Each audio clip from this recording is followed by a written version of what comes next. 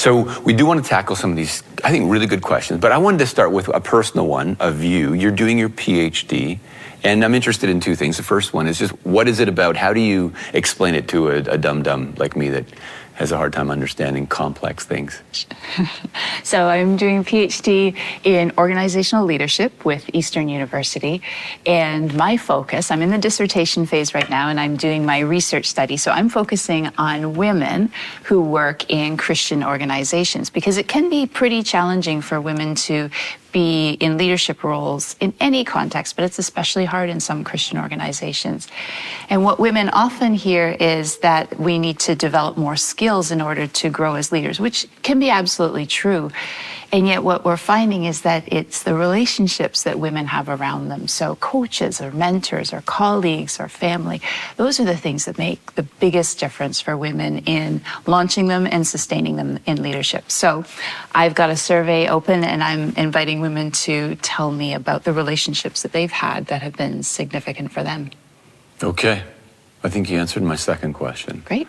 Which would have been... Sufficient. Why is this so important? But it's clearly, you have investment in leaders, I know, across genders, both genders, but you're seeing a real need for this. Yeah, I think it's really important that when we talk about women in leadership, I mean there are unique challenges that women have. And the reason it's important is because when women and men work together in leadership, it's just good for organizations. It's that co-leadership that is so powerful. And so it's not about diminishing men so that women can rise to the top. Not at all. It's so that we can have our churches and our organizations really take advantage of what research is showing is just so good for all of us. I agree with that. I've benefited from having you. Okay, so spoiler alert, maybe this is the question you aren't ready for, but there's extra challenges for women in leadership. Just, can you give us one? Like, what is it that a woman could face in leadership that a man is less likely to face? Yeah, there are lots of things.